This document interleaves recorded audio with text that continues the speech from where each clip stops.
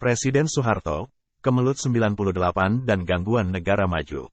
Selama ini, narasi Kemelut 98 didominasi hater Presiden Soeharto. Tuntutan mundur terhadapnya disebabkan KKN, korupsi, kolusi, dan nepotisme, otoriter, militeristik. Pembangunan hanya melahirkan bubble ekonomi, sehingga tidak tahan terhadap krisis. Semua narasi buruk dialamatkan kepadanya. Itulah narasi atas Kemelut 1998 pada era reformasi. Kita tidak pernah secara kritis melakukan telaah berbeda tentang posisi Presiden Soeharto pada saat krisis 1998.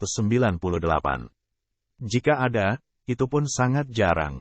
Hanya sayup-sayup, kalah oleh para hater. Presiden Soeharto dan keluarganya juga bungkam 1000 bahasa. Tidak melawan beragam narasi yang dihunjamkan dan menyudutkannya itu. Pembantu-pembantu terdekat Presiden Soeharto juga tidak memberi pembelaan. Mereka lari tunggang langgang. Orang-orang yang dibesarkan dan diuntungkan Orde Baru itu pada berebut mencari selamat. Agar tidak tersingkir posisi strategisnya pada pemerintahan yang baru. Peristiwa itu telah 26 tahun berlalu. Cukup waktu bagi rakyat Indonesia untuk analisis post factum. Kenapa tudingan yang ditujukan kepada Presiden Soeharto itu justru lebih marak terjadi pada era reformasi? Perilaku para korektornya justru lebih buruk dibanding Orde Baru. Peradaban KKN di Indonesia semakin marak pada era reformasi. Sedangkan target menjadi negara maju masih jauh untuk ditempuh. Pertumbuhan ekonomi pun belum bisa setara Orde Baru. Gini rasio atau kesenjangan kaya miskin justru melebar. Pertanyaan itu bisa kita jawab melalui sebuah dokumen.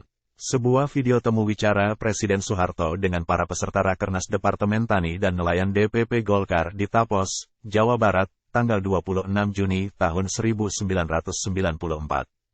Video itu bisa kita temukan di channel YouTube Presiden Files. Pada menit 19-23, Presiden Soeharto mengungkapkan secara terang-terangan ia meminta negara-negara maju tidak mengganggu kebijakan Indonesia hingga tahun 2000. Pada tahun itu Indonesia akan menjadi negara industri baru, kuat dalam pertanian dan didukung industri yang tangguh. Sebagai modal tinggal landas menuju negara maju. Sejarah kemudian mencatat adanya keterlibatan petinggi organisasi internasional, IMF.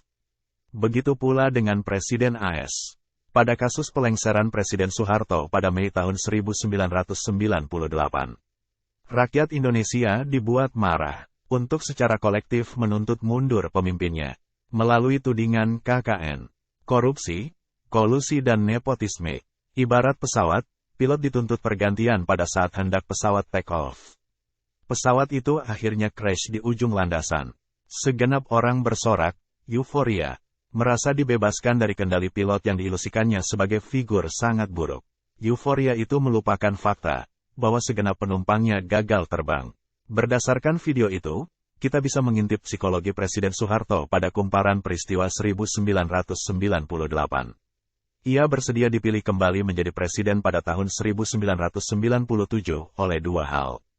Pertama, ia diyakinkan orang-orang terdekatnya bahwa rakyat masih menghendaki kepemimpinannya. Kedua, ia tidak hendak melarikan diri dari tanggung jawab untuk membawa Indonesia pada level yang dicita-citakan. Melewati tahun 2000, menjadi negara industri baru, modal bagi Indonesia untuk melaju menjadi negara maju. Presiden Soeharto terbiasa membawa Indonesia melewati masa-masa krisis. Selama ini berhasil, akan tetapi berbeda pada kasus 1998. Momentum krisis moneter telah dimanfaatkan sejumlah pihak untuk membakar kemarahan rakyat, agar anti pada Presiden Soeharto. Kemarahan itu tidak tertahankan melalui beragam aksi-aksi demonstrasi tanpa henti. Seorang jurnalis bertemu Presiden Soeharto pasca berhenti dari jabatannya. Presiden Soeharto mengkalkulasi akan ada 500 korban jiwa pada pihak demonstran. Ia tidak ingin mengorbankan rakyatnya yang diperjuangkannya itu. Ia memilih menyatakan berhenti dari jabatan. Berbeda dengan RRC, mereka memilih mempertahankan stabilitas pemerintahan.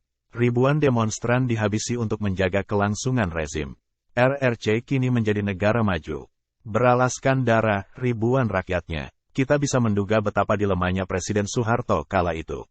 Dihadapkan pada dua pilihan sulit. Mengorbankan ratusan rakyatnya, atau mengorbankan kemajuan bersama yang diperjuangkannya sejak lama.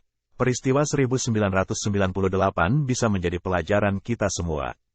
Pelajaran segenap rakyat Indonesia. Pelajaran sebagai sebuah bangsa. Bagaimana cara mengendalikan perubahan tanpa membawa korban jiwa, sekaligus tanpa mengorbankan kemajuan. Ketergesa-gesaan keinginan rakyat kala itu harus dibayar mahal. Perjuangan untuk take off harus dimulai lagi dari awal. Peristiwa 1998 merupakan kaca spion kesejarahan bagi bangsa Indonesia. Pelajaran untuk mencari alternatif paling tepat dalam menghela kemajuan bangsa.